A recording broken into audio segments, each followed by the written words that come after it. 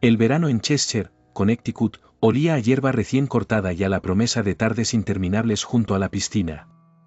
Era un verano de esos que se graban en la memoria, el tipo de verano que, años después, te golpea como un mazazo cuando recuerdas lo que vendría después. El 22 de julio de 2007, el Dr. William Petit, un respetado médico de la comunidad, regresaba a casa después de un largo día de trabajo. La casa, una construcción de 2 pisos con un césped impecable y una valla blanca, respiraba una normalidad engañosa. Dentro, su esposa, Jennifer Hawke Petit, y sus hijas, Hallie, de 17 años, y Michaela, de 11, disfrutaban de la tranquilidad del hogar. Parecía un cuadro perfecto, una estampa de la felicidad americana. Pero la felicidad puede romperse con la más mínima presión. Steven Hayes y Joshua Komisarjevsky eran espejos rotos, reflejando cada uno las peores partes del otro.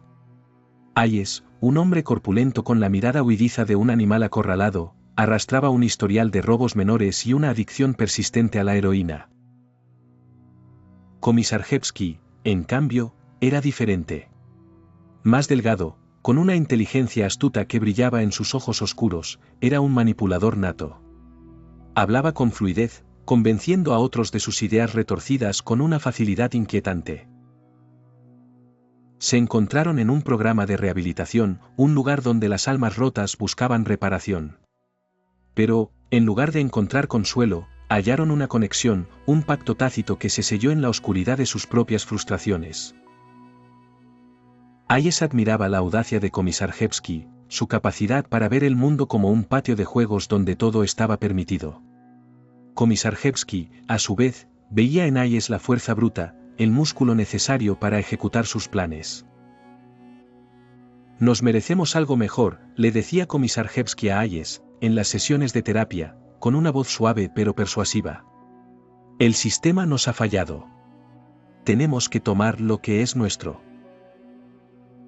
La semilla de la codicia, plantada en un terreno fértil de resentimiento, comenzó a germinar. Necesitaban dinero, rápido. Hayes se enfrentaba a deudas crecientes y la constante tentación de la droga. Komisarjevsky, con aspiraciones grandiosas, soñaba con una vida de lujo y poder. La familia Petit, con su casa grande en un barrio tranquilo, se convirtió en el objeto de su obsesión. En los días previos al 22 de julio, Komisarjevsky se dedicó a estudiar la casa, a observar a la familia. ¿Qué sintió al ver a las niñas riendo y jugando en el jardín, ajenas al peligro que se cernía sobre ellas? ¿Sintió una punzada de remordimiento? ¿O simplemente las vio como piezas en un juego macabro? Estas preguntas, como fantasmas, persiguen a aquellos que buscan comprender la profundidad de la maldad humana. La elección de esa familia, aparentemente al azar, parece teñida de un sadismo frío y calculado. Esa indiferencia, esa capacidad para deshumanizar a otros, es lo que define a los verdaderos monstruos. La noche envolvió Cheshire como una mortaja de terciopelo. La brisa suave, cargada del aroma de las flores de verano, no lograba disipar la tensión palpable. Hayes y Komisarjevsky se acercaban a la casa de los Petit. Cada paso calculado, cada respiración contenida. No eran simples ladrones, eran depredadores acechando a su presa. La necesidad se había transformado en un deseo voraz, un hambre de poder y control. Saltaron la valla blanca, ese símbolo de seguridad y privacidad que ahora profanaban. El silencio de la noche, roto solo por el crujir de las ramas bajo sus pies, era un presagio ominoso. Sentían el peso de sus decisiones, la gravedad del acto que estaban a punto de cometer. Romper la ventana fue un acto de profanación, un quiebre violento de la armonía. El sonido, aunque amortiguado, resonó en la oscuridad, anunciando la llegada del horror.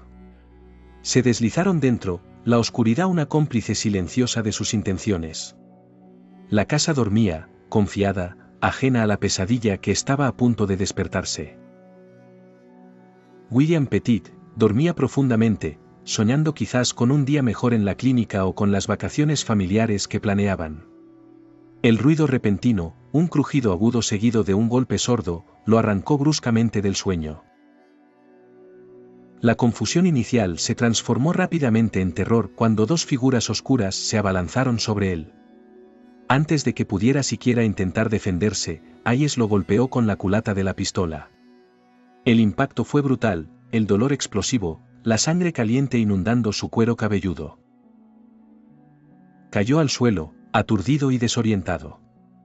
Jennifer y las chicas, alertadas por el ruido y los gritos ahogados de William, despertaron presas del pánico. Se encontraron, en segundos, rodeadas por la pesadilla. Atadas con cinta adhesiva y cuerdas, amordazadas para silenciar sus súplicas, fueron conducidas al sótano. El corazón de la casa, ese refugio de seguridad y amor, se transformó en un calabozo frío y húmedo. Las escaleras crujían bajo el peso de sus captores, cada paso una sentencia. ¿Qué vieron en los ojos de Hayes y Komisarjevski? ¿Indiferencia? ¿Crueldad? La respuesta, sea cual sea, debió helarles la sangre, borrar toda esperanza de escape. Hayes y Komisarjevski registraron la casa en busca de dinero y objetos de valor. Abrían cajones, volcaban armarios, destrozaban la intimidad de la familia Petit con una frialdad escalofriante. Encontraron joyas, dinero en efectivo, tarjetas de crédito. Pero su verdadero objetivo era más siniestro. El robo era solo una excusa, un pretexto para la humillación, el control, la imposición de su voluntad sobre seres inocentes. ¿Sentían placer al ver el miedo en los ojos de Jennifer y sus hijas? ¿Se deleitaban en su desesperación? Esa posibilidad, la de un sadismo despiadado, es lo que hace que este crimen sea tan profundamente perturbador. La línea entre el robo y la tortura se desdibujaba a cada minuto que pasaba. Las amenazas veladas, las miradas lascivas, la constante sensación de peligro inminente, todo contribuía a crear una atmósfera de terror insoportable. La familia Petit estaba atrapada en una pesadilla de la que parecía no haber escapatoria. El silencio, interrumpido solo por los sollozos ahogados y los pasos de sus captores, era un presagio del horror que estaba por venir. El sótano, oscuro y húmedo, se había convertido en la antesala del infierno. Las horas transcurrían lentamente, marcadas por el goteo constante de un grifo en el sótano y los latidos frenéticos de los corazones aterrorizados. Hayes y Komisarjevski, atrapados en su propia espiral de paranoia y excitación, se volvían cada vez más erráticos. La droga, que seguidamente habían consumido para mantenerse despiertos y valientes, exacerbaba su inestabilidad mental. La adrenalina, esa descarga química que los había impulsado inicialmente, ahora se convertía en un veneno que corrompía su juicio. ¿Sentían el peso de sus actos, el abismo de maldad en el que se habían sumergido? Es difícil saberlo. Su comportamiento, impulsivo y contradictorio, sugería una desconexión total con la realidad. Jennifer, atada y amordazada, observaba con desesperación la fragilidad de la situación. Veía la creciente tensión entre Hayes y Komisarjevski. Las miradas furtivas y las palabras susurradas presagiaban un conflicto inminente. Sabía que, si querían sobrevivir, debía encontrar una manera de negociar, de aplacar a sus captores. Su instinto maternal la llenaba de una fuerza sobrehumana. ¿De dónde sacaba la valentía para enfrentarse a la barbarie, para mantener la compostura en medio del terror? Con un esfuerzo titánico, logró llamar la atención de Hayes. Con gestos desesperados, le indicó que podía conseguirles más dinero. Les rogó que no lastimaran a sus hijas, ofreciéndoles todo lo que tuvieran. Su voz, aunque amortiguada por la mordaza, transmitía una sinceridad conmovedora. Hayes, quizás movido por una chispa de humanidad, quizás simplemente calculando sus opciones, pareció considerar su propuesta. Consultó con Komisarjevski, quien, con una mirada desconfiada, asintió a regañadientes. Acordaron llevar a Jennifer al banco para retirar más dinero. Era una tregua precaria, un espejismo de esperanza que brillaba tenuemente en la oscuridad. Dejaron a William y a las chicas atados en el sótano, vigilados por Komisarjevski. La incertidumbre era insoportable. ¿Qué pasaría si Jennifer no lograba alertar a nadie en el banco? ¿Qué torturas les esperaban a manos de Komisarjevski? El silencio en el sótano era denso, pesado, cargado de temor y presentimientos. Cada segundo parecía una eternidad, una agonía interminable en la antesala del infierno. La falsa calma era, quizás, más aterradora que la violencia abierta. Prometía una esperanza que quizás nunca llegaría, aumentando la desesperación y la sensación de impotencia. El trayecto al banco fue una distorsión de la realidad, una pesadilla a plena luz del día. Jennifer, con las manos atadas y el rostro marcado por golpes, se sentó en el asiento del pasajero, flanqueada por Hayes, quien mantenía una pistola apuntándole discretamente bajo el abrigo. Jennifer, a pesar de las contusiones, transmitía una determinación silenciosa. Hayes conducía con nerviosismo, vigilando el retrovisor, temeroso de ser descubierto. La paranoia lo carcomía, alimentada por la droga y la conciencia de sus crímenes. Jennifer intentó comunicarse con Hayes, tratando de apelar a su humanidad. Le habló de sus hijas, de su esposo, de la vida que les había arrebatado. Esperaba despertar una chispa de compasión o ganar tiempo para pedir ayuda. Al llegar al banco, el ambiente se volvió más tenso. Hayes le advirtió que no hiciera nada estúpido, amenazándola con lastimar a su familia si intentaba alertar a la policía. Jennifer asintió, tragándose el miedo y la desesperación. Dentro del banco, el tiempo pareció ralentizarse. Jennifer intentó transmitir su angustia a los empleados, utilizando miradas furtivas y frases ambiguas. La respuesta fue incierta, la gente prefiere ignorar lo que les incomoda. Finalmente, logró retirar el dinero. Hayes, cada vez más nervioso, la instó a salir rápidamente. De vuelta en el coche, la tensión era palpable. Hayes, consciente de que Jennifer había intentado alertar a los empleados, estaba furioso. Mientras tanto, en la casa, Komisarjevski continuaba su juego macabro. Hallie y Michaela, aterrorizadas y completamente indefensas, esperaban lo peor. La angustia de la incertidumbre era casi tan dolorosa como la certeza de la tortura. El regreso de Jennifer y Hayes a la casa marcó el comienzo de un descenso aún más profundo en la barbarie. La frustración de Hayes se convirtió en una furia descontrolada. Komisarjevski se unió a la creciente atmósfera de terror. Ataron a Jennifer nuevamente en el sótano, junto a sus hijas. Los ojos de Hallie y Michaela, llenos de lágrimas y miedo, suplicaban ayuda. Jennifer, impotente, sentía que su corazón se rompía en 1000 pedazos. La brutalidad que siguió es difícil de narrar. Hayes y Komisarjevski, impulsados por la paranoia y la lujuria, se entregaron a sus instintos más bajos. Usaron a Jennifer y a sus hijas como objetos, despojándolas de su dignidad. William, atado y golpeado en la planta superior, escuchaba los gritos y sollozos del sótano. No podía ver lo que sucedía, pero imaginaba el horror y sentía el dolor de sus seres queridos como propio. La impotencia lo consumía, preguntándose cómo proteger a su familia estando atado. El sótano se convirtió en un espacio fuera de la realidad, donde el mal reinaba supremo. La esperanza se desvaneció, reemplazada por resignación y terror. Jennifer, Hallie y Michaela enfrentaban su destino con valentía, agarrándose unas a otras en busca de consuelo y fuerza. Después de horas de terror, Hayes y Komisarjevski, exhaustos pero aún deseosos de control, decidieron borrar las pruebas de sus crímenes. La idea de dejar testigos y enfrentar las consecuencias les aterraba más que la maldad desatada. Decidieron prender fuego a la casa. Rociaron gasolina por toda la casa, empapando muebles, alfombras y paredes. El olor del combustible impregnó el aire, presagiando destrucción. Bajaron al sótano, donde Jennifer, Hallie y Michaela yacían atadas, y las rociaron con gasolina también. Jennifer intentó razonar con sus captores, suplicando por la vida de sus hijas. pero sus palabras cayeron en oídos sordos. Hayes y Komisarjevski eran insensibles a la súplica, deshumanizados por la violencia cometida.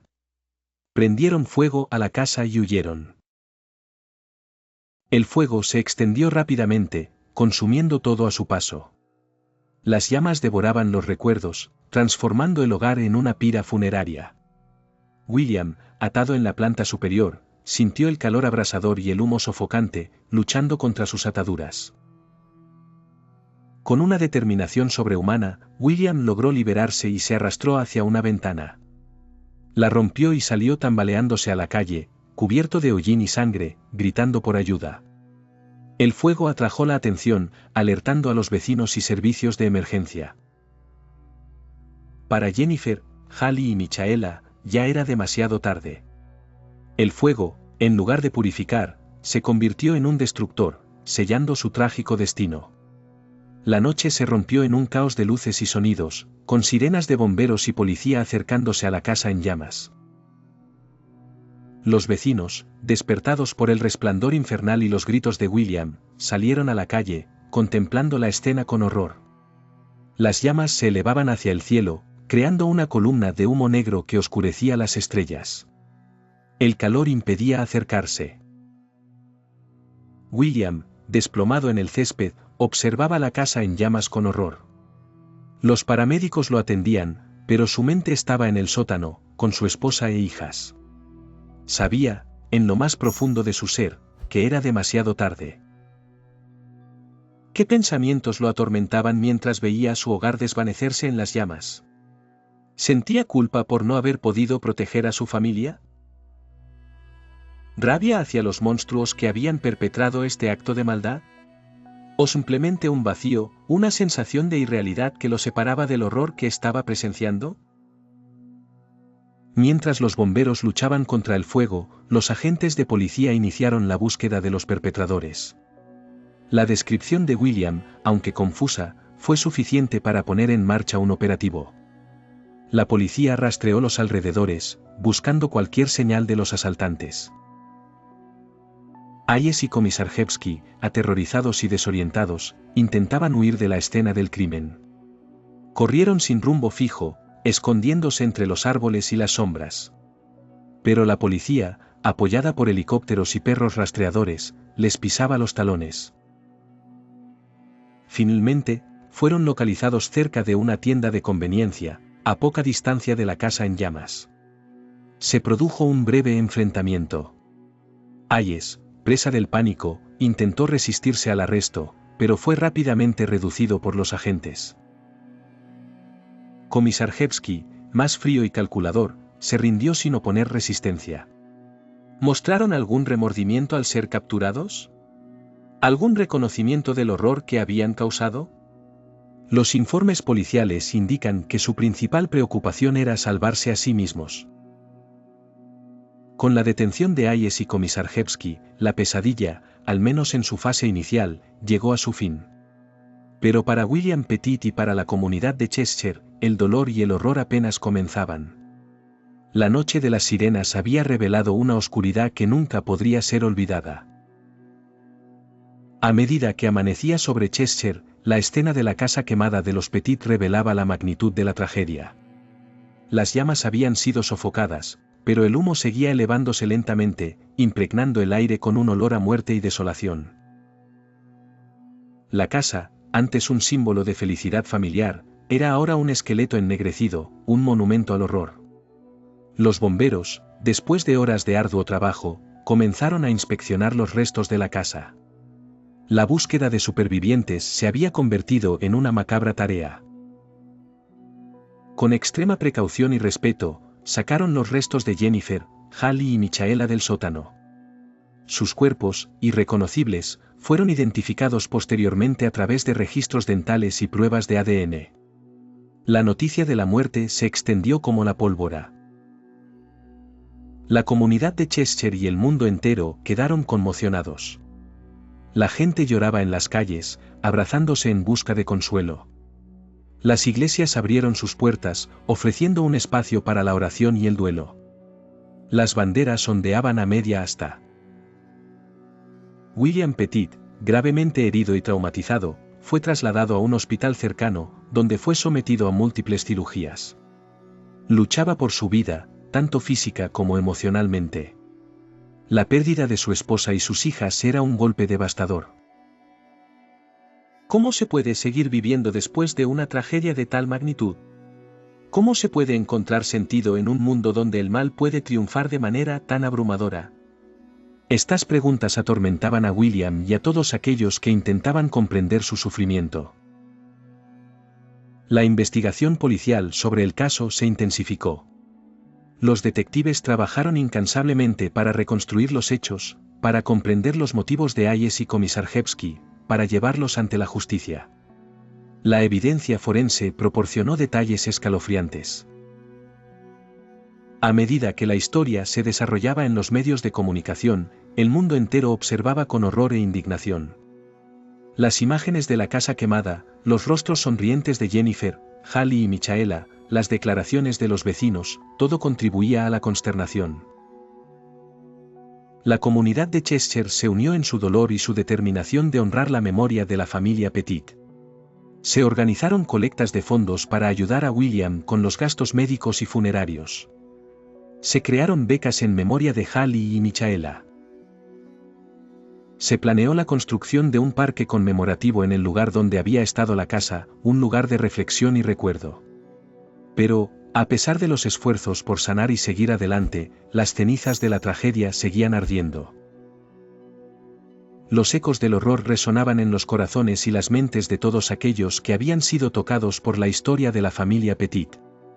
La oscuridad, una vez desatada, nunca podría ser completamente contenida.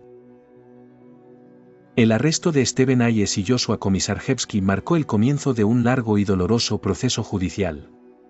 Ambos fueron acusados de numerosos cargos, incluyendo asesinato con agravantes, secuestro, violación, incendio intencional y robo. La fiscalía buscaba la pena de muerte para ambos. Los juicios se convirtieron en eventos mediáticos, atrayendo la atención de todo el país. Las salas de audiencias estaban abarrotadas de periodistas, familiares de las víctimas y ciudadanos indignados que exigían justicia. El ambiente era tenso, cargado de emoción y rabia. Los abogados defensores de Hayes y Komisarjevski intentaron argumentar que sus clientes habían sufrido abusos en la infancia, que eran adictos a las drogas y que no eran completamente responsables de sus actos. Pero estos argumentos cayeron en oídos sordos. La evidencia en su contra era abrumadora, irrefutable. Durante los juicios, William Petit testificó con valentía y entereza, relatando los horribles eventos que habían conducido a la muerte de su esposa y sus hijas. Su testimonio fue desgarrador, conmovedor, lleno de dolor y rabia. Logró articular el sufrimiento de las víctimas y la necesidad de justicia con una claridad y una fuerza que resonaron en todos los presentes. Después de semanas de testimonios y deliberaciones, los jurados declararon a Hayes y Komisarjevski culpables de todos los cargos. Fueron condenados a muerte. La noticia de las condenas fue recibida con alivio y júbilo por la comunidad de Cheshire. Para algunos, la pena de muerte no era suficiente. Sentían que nada podía compensar la pérdida de Jennifer, Hallie y Michaela. ¿Era la ejecución de Hayes y Komisarjevski justicia o venganza? Estas preguntas generaron un debate intenso y apasionado. Independientemente de las opiniones individuales sobre la pena de muerte, la condena de Hayes y Komisarjevski representó un cierre para algunos, una afirmación de que sus crímenes no quedarían impunes. Hayes fue ejecutado por inyección letal en 2011. Komisarjevski fue ejecutado en 2018. Con sus muertes, la fase legal del caso llegó a su fin. La casa de los Petit ya no existe. En su lugar, se alza un parque conmemorativo. William Petit encontró la fuerza para reconstruir su vida. Se volvió a casar, formó una nueva familia y dedicó su tiempo a causas benéficas, luchando contra la violencia y apoyando a las víctimas de crímenes. Su historia es un testimonio de la resiliencia del espíritu humano, de la capacidad de encontrar la esperanza incluso en los momentos más oscuros. Pero la cicatriz de la tragedia siempre estará presente, un recordatorio constante del horror que experimentó. La historia de la familia Petit es una advertencia, un sombrío recordatorio de la fragilidad de la vida y la omnipresencia del mal. Nos enseña que debemos estar siempre alerta, que debemos proteger a los vulnerables, que debemos luchar contra la injusticia y la indiferencia. Nos recuerda que la seguridad es una ilusión, que la maldad puede infiltrarse en los lugares más inesperados. Que la verdadera seguridad reside en la comunidad, en la compasión y en la voluntad de defender lo que es correcto. Pero, sobre todo, la historia de la familia Petit es un llamado a la memoria.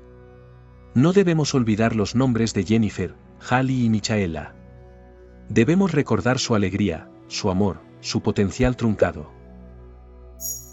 Al recordarlos, mantenemos viva su llama, aseguramos que su sufrimiento no sea en vano. La moraleja de esta historia es clara: el mal existe, pero la esperanza también. La oscuridad puede prevalecer, pero la luz siempre puede encontrar una manera de brillar a través de las grietas. Depende de nosotros mantener viva esa luz, honrar la memoria de las víctimas y luchar por un mundo más justo y compasivo. Que la historia de la familia Petit sirva como un catalizador para la acción, un recordatorio de que cada uno de nosotros tiene el poder de hacer la diferencia.